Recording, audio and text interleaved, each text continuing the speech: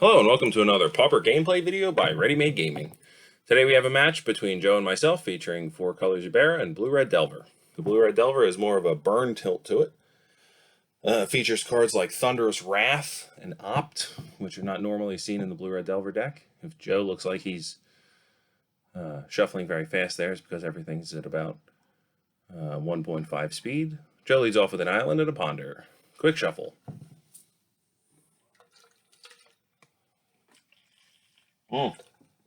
Sunday morning coffee.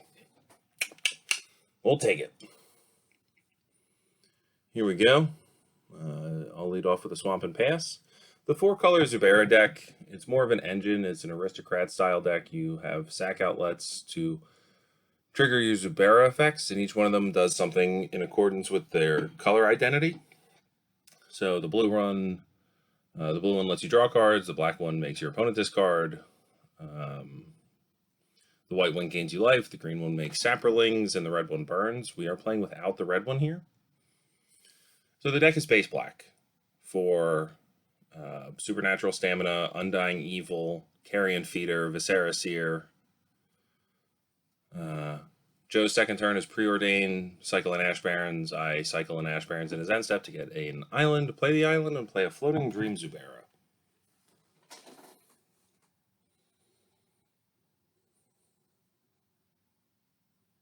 Mountain comes down for Joe, and a Firebrand Archer. So this card used to see more play in Pauper. It doesn't see much play now.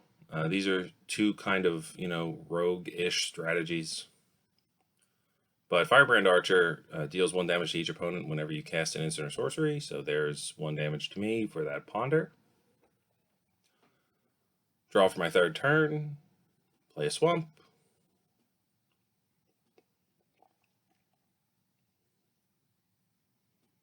Tap one of the swamps for a Springleaf Drum. So now we have 3 mana to work with. There's an Ashen Skin Zubera and an attack with the Floating Dream Zubera. So the thing about the Zubera deck, main board, it has no interaction. There's no way to stop your opponent from getting something going on their battlefield. So when Joe follows up with a second Firebrand Archer, things become problematic. Because now that Opt deals me 2 damage. So this deck is heavily packed with cantrips. I believe there's 4 Ponder, 4 Brainstorm, 4 Preordain, and 4 Opt, as well as 4 Thunderous Wrath, 4 Lightning Bolt, and I believe 4 Chain Lightning. The plan of the Blue-Red Delver deck is basically to burn people out, and sometimes you get to smooth out your draws by not playing such an immense density of burn spells that you get to play some normalized version of Magic. So I'll play a Thriving Land for my 4th land and evoke a Muldrifter to draw a couple cards. That's probably a misplay. If I had anything else to do with my mana, I probably should have done it. Because next turn I have 5 mana to hard cast the Muldrifter, and at least that lets me start attacking. And in this case, it would be an excellent blocker for Insectile Aberration. So that was probably a misstep on my part, or my hand's just atrocious. We'll draw again. Delver comes down. Draw for turn. Turn number 5. What are we doing here? I believe we're at 15. There's the green Zubera, and there's a blue Zubera. So we're definitely loaded up on Zuberas here. It would be nice to have a Carrion Feeder off of that Springleaf Drum. Joe reads, decides no blocks, takes all the damage. What are we doing here? Looks like we might have an end of turn Brainstorm lined up. Brainstorm that does 2 damage and guarantees Delver flipping. We see a couple Thunderous Wrath in Joe's hand. That card's absurd. So put the 2 Thunderous Wrath back on top. So now he has 12 damage, 14 damage just off that. And the Bolt does 5. So even if I were at 20 here, I'd be dead, which is pretty cool. Thunderous Wrath revealing to Delver. Thunderous Wrath is a 1 mana spell that does 7 damage and makes your 1/1 into a 3/2 flyer. And we are all done here. Yes. So no interaction points, plenty of burn. Joe's top card is another Thunderous Wrath.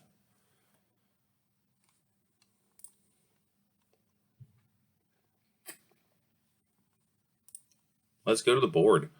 So we're going to bring out the green Zuberas and the forest for interaction. Joe's going to bring out Red Blast and a couple of targeted removal spells for some spell pierces and another chain lightning, it looks like. Or he's cutting the spell pierces for and a chain lightning for some interaction and a red blast. I think I'd rather have the chain lightning than the red blast. Not sure about the other cards. Turn 1, we'll be on the play and lead with the Viscera Seer. Joe plays an island and a ponder. I will follow up with a Swamp and an Ashen Skin Zubera, and Joe gets to play a Thermo Alchemist. And that card is ridiculous. That is an 0/3 defender that when you cast a non-creature spell, or I guess an instant or sorcery, I'm not sure, but it's probably instant and sorcery, it's a common. It untaps, and you can tap it at any point to deal 1 damage to each opponent. So we'll get in here for 2. Play a Thriving Moor, go to combat, swing with Ashen Skin Zubera and Viscera Seer. Sack the Zubera to the Viscera Seer, get a Scry, and Tragic Slip down the Thermo Alchemist. And again, now that we have a little bit of interaction in our deck, we can sort of play almost, a tempo style of our own. Fixing our draws a little bit, taking a card here and there, Tragic Slipping this, making land drops, getting to a point where we're able to play 4 and 5 and 6 mana worth of spells in a turn. Joe leads off on a tap land, gaining a life, Swiftwater Cliffs, and plays a ponder. What do we have, Joe? Just flinging lands at you, Joe. Take that.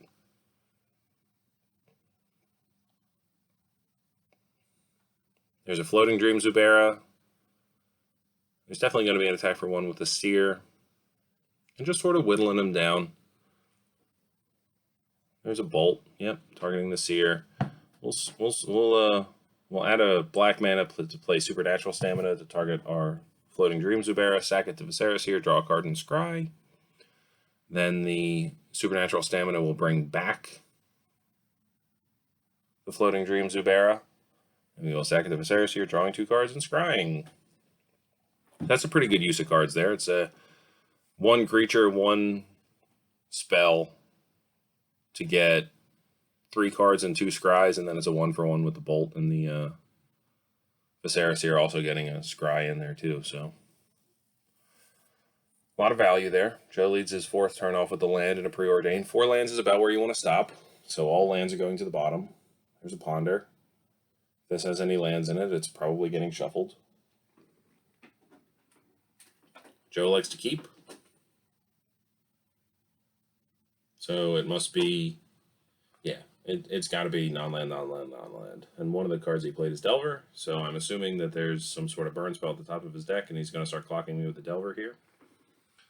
Unless it was just Delver land. If it was Delver land, I think it gets shuffled. If it was Delver spell land, I think you keep it. Especially if the spell's like Preordain, It's just kind of a free 3/3 there.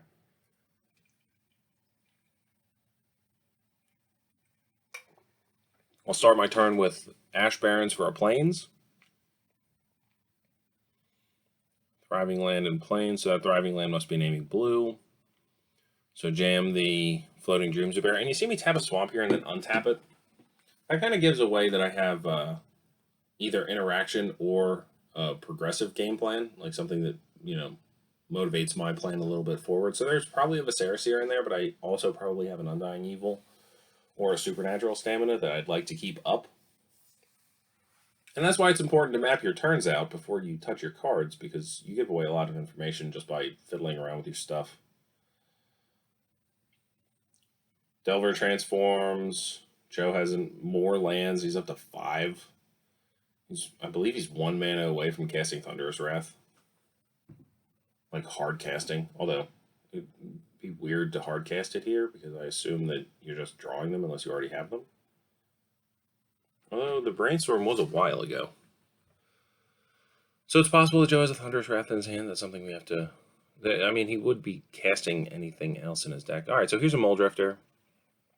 And we will stack the Evoke trigger first and the Draw trigger second, so the Draw trigger resolves first. Draw your cards, gives you an opportunity to draw an Undying Evil or Supernatural Stamina. So this is an Undying Evil. We will play that in response to the evoke trigger, going on the stack to sacrifice the Muldrifter. Muldrifter sacrifices, comes back due to Undying Evil, draws 2 more cards.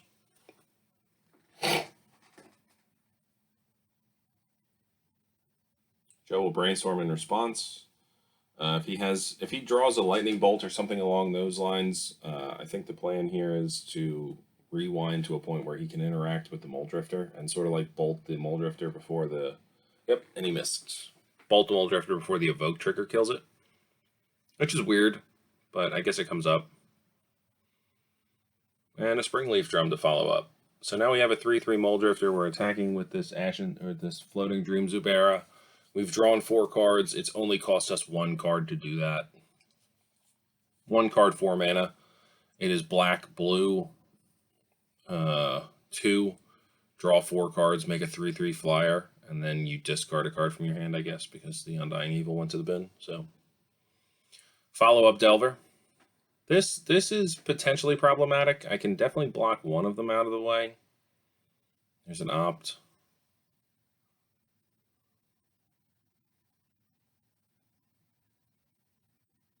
Depending on what this is, I mean, if it's a land, he should never play it just so he has something to brainstorm. Oh, he's going to ice to draw another card and get in for 3. Just trying to... I actually don't hate that. Usually that's a weird play where you just tap something for a turn, but you cycle, you get 3 extra damage in. Here's your Crypt Rats. Now I immediately activate the Crypt Rats, which means I give up a potential free point of damage from the Floating Dream Zubera. So what I could have done there is pre-combat main phase, just do nothing, go to combat, swing with my Muldrifter and Zubera. Presumably he takes all the damage, he takes 4. Second main, play and activate the Crypt Rats for 2. It would destroy the Zubera and all the Delvers, as well as the Crypt Rats itself. So here's an Unearth on the Zubera after drawing a card. And then the Zubera comes back. We use it in Springleaf Drum to make black mana to make a Carrion Feeder to sack the Zubera to draw 2 cards. So we're kind of far ahead on cards here, and Joe has 7 lands in play. And if you've ever played Blue-Red Delver and had 7 lands in play, you know that is not where you want to be. So I'm either conceding or rearranging my lands. It looks like I'm rearranging my lands. This would be an awkward position to concede the game in. This deck functions very well off of having, 5, 6, 7, 8, 9, 10 mana sources in play, because you get to bring back Zuberas and sacrifice them, and hopefully they're all Floating Dream Zuberas and you get to draw 1,000 cards, because nothing's better than drawing cards. We'll make the white Zubera. At this point, the only thing we're worried about is running...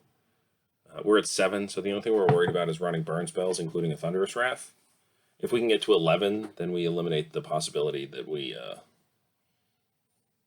die to that. So that's what we'll do. We'll sack the Zubera to draw a card, and then the white Zubera to gain 4 life, and then we'll sack 2 things. We'll run out 2 creatures to sack them the Carrion Feeder and get in for a lot. So that looks like 9. So now we're at 11, so we're not really in a precarious situation. And Joe is presumably on a 1-turn clock. So I don't think there are any outs that exist in his deck at this point. Especially when the last card in your hand is an island. Yeah. I don't think I would have played any of those cards, any of those lands there. I think I would have held them for Brainstorm. So yeah, once the deck gets its mana online and Tragic Slip happens on one of the early threats of the Delver, it just becomes a pile of cantrips, and sometimes that's good enough, but most of the time that's not. So... if you're playing in a non-interactive meta, this is actually a fair choice if you just don't want to play burn or whatever. On to game 3. Looks like Joe's taking a mulligan here.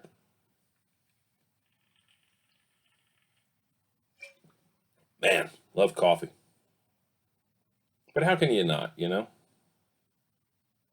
I guess people don't.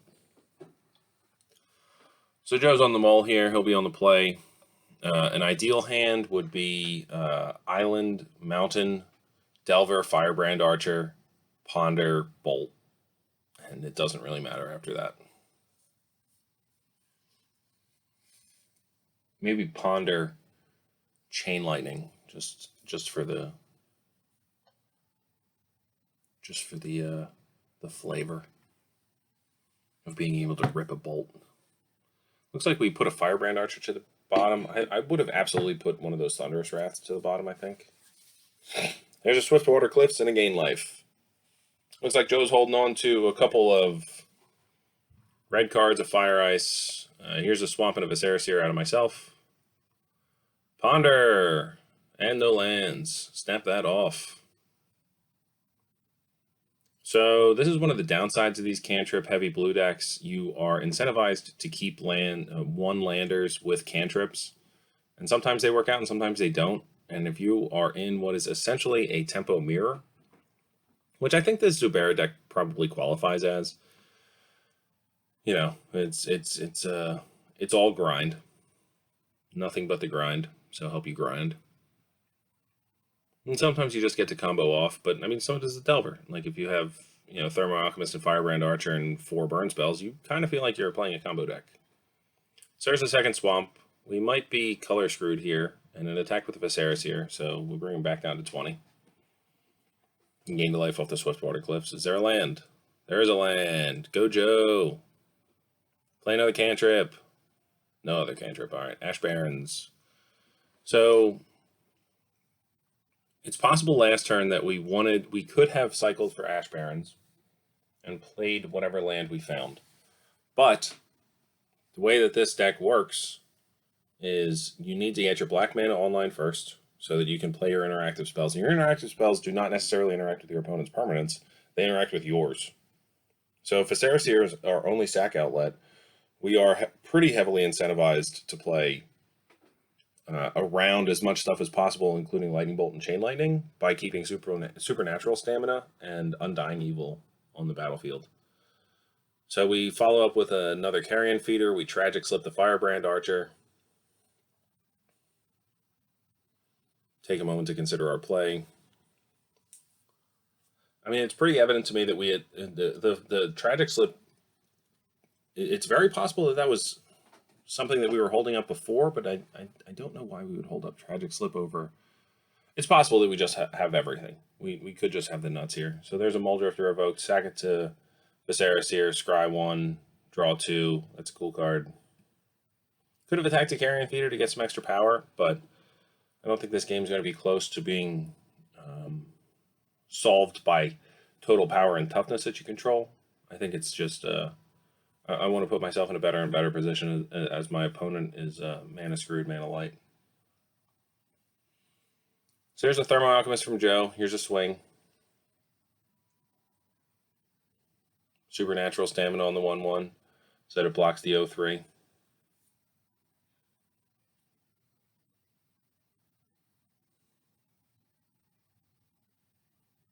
I don't think that's how that works.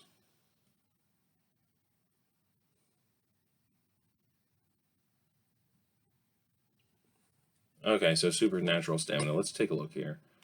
What does that card do?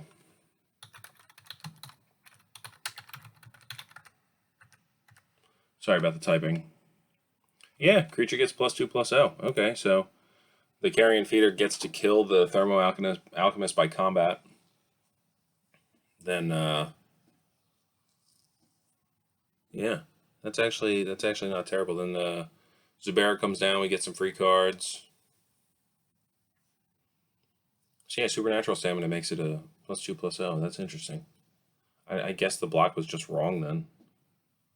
But I still think I would snap it off. I kind of feel like you're in such a position here that, like, if you can avoid the trades, you should, because the only way you're going to win is by sort of popping off. So you just don't want to risk your Thermo Alchemist ever. There's the white Zubera, Undying Evil, sack it to Carrion Feeder, make it big, gain some life. Sack it to Carrion Feeder again, gain some more life. So we're going to be up to like 20-something here.